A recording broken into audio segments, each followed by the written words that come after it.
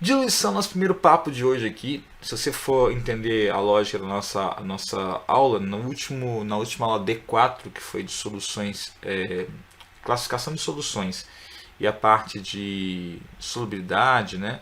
É tipo a continuação dessa parte anterior, tá? Hoje eu falo de operações que envolvem soluções. Vale lembrar que quando eu falo de solução, pessoal, eu só abordo solução verdadeira. Esses princípios que eu vou apresentar agora não servem para coloides e não servem para suspensões, tá? Até para coloides serviria, só que seria uma aproximação, então não se usa muito, tá bom? Primeira operação de diluição, que é uma operação muito comum, a gente faz em casa, às vezes quando faz um suco muito concentrado, fica muito grosso, a gente bota um pouco mais de água para ele diluir. Diluição é você colocar solvente, tá? Não soluto, colocar solvente para diminuir a concentração do soluto. Então, o conceito está escrito para você na tela claramente, diminuir a concentração de solução por meio da adição de solvente. Ponto. Então, para você entender a parada, tem um exemplo aqui, né? Suponha que tem uma solução inicial, você tem 10 gramas de KCl, que é um sal, em 100 ml e 100 ml de solução como um todo.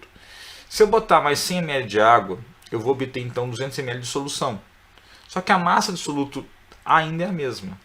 Consequentemente, a razão soluto-solvente vai diminuir. Se eu calcular aqui a concentração comum, para você ter uma ideia, né? Pode ser uma boa. Aqui a concentração comum seria 10 gramas por 100 ml, daria 0,1 grama por ml. E aqui daria 0,05 grama por ml. Vão ser 10 por 200. Então, esse é o grande detalhe para você entender aqui, tá? Quando eu vou trabalhar com diluição, o soluto não muda. Eu só mudo o solvente. E aí que está a grande sacada. A solução para resolver problemas de diluição é você entender que o soluto não muda antes para depois. E aí você pode pensar que a massa do soluto não muda de antes para depois e que, consequentemente, o número de mols de soluto não muda de antes para depois. E é isso o grande detalhe.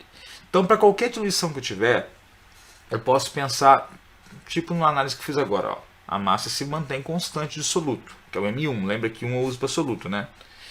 Então a massa de soluto antes é igual a massa de soluto depois. Esse é um princípio básico.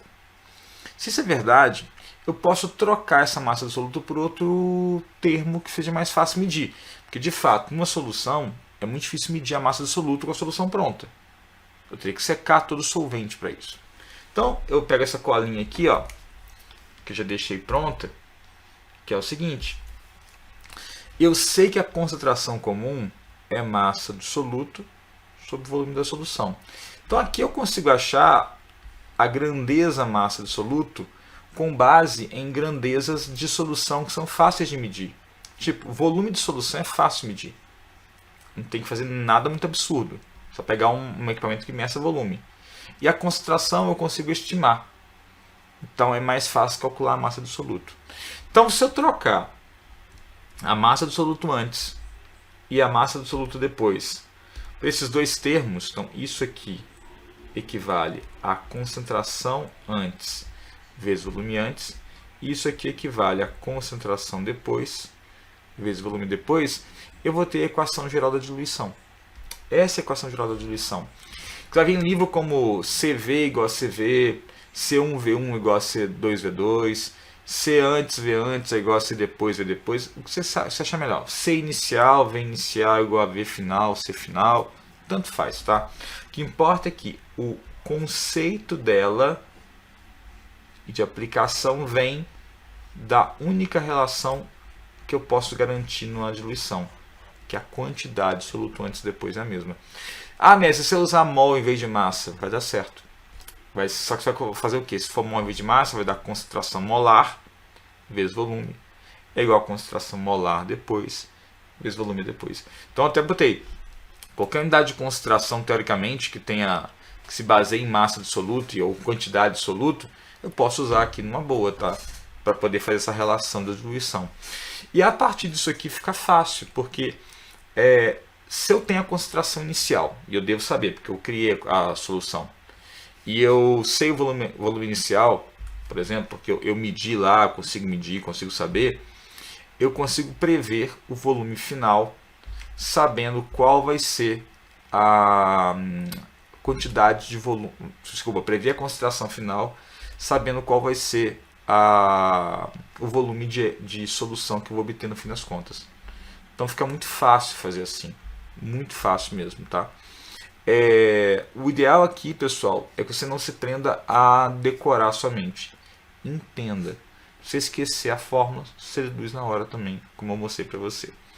Vou te mostrar como é que faz conta com isso aqui agora, tá? Que é a parte mais simples. Ó, trouxe um exemplo. Uma solução 10, e aqui a pior parte é a interpretação. Uma solução 10 gramas por litro de HCl foi diluída, então ela sofreu um processo. Então, essa concentração aqui é a inicial, 10 gramas por litro. Foi diluída para 1 litro. Então, para 1 litro, quer dizer que o volume final foi de 1 litro. A partir de 200 ml de solução original. Então, o volume original, né, o volume inicial, 200 ml, que eu vou botar em 0,2 litro aqui.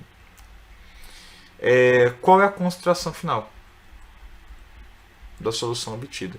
Cara, de boa, eu vou usar exatamente o que eu mostrei para vocês. Vou fazer a concentração inicial vezes volume inicial igual a concentração final vezes volume final, que é a fórmula que garante que a quantidade de soluto antes e depois é a mesma. Então eu vou ter inicial 10 gramas por litro, volume inicial 0,2 litro. Podia usar ml se quisesse também, tá? Final, concentração que eu quero saber, vezes 1 litro aqui. Vou cortar, por que eu poderia usar ml se eu quisesse? Porque eu vou cortar aqui facilmente, ó, litro com litro, ou cortaria ml com ml e sobraria só grama por litro. O meu CF aqui vai ser 0,2, né? Não, desculpa, 2 sobre 1. Dá 2 direto. Vai dar 2. É só fazer 10 vezes 2, dá 2 sobre 1. 2 gramas por litro. Fala assim, Messi, que legal, tá certo, será? Tem uma dica que eu te dou para saber se está certo ou não. Se eu vou diluir, a solução final tem que estar menos concentrada que a inicial. Então, se a concentração inicial é 10 gramas por litro, eu não posso obter nunca uma concentração final 15, 20. Não daria certo. Então, se a concentração final tem um valor menor que a concentração inicial, é um ótimo sinal. Se o volume final também, vamos supor que tem caso que ele pede volume, tá? Se o volume inicial vai sofrer adição de solvente, o volume final sempre tem que ser maior que o inicial. Essa é a regra. Se isso não acontecer, tem algum problema no meio, tá bom?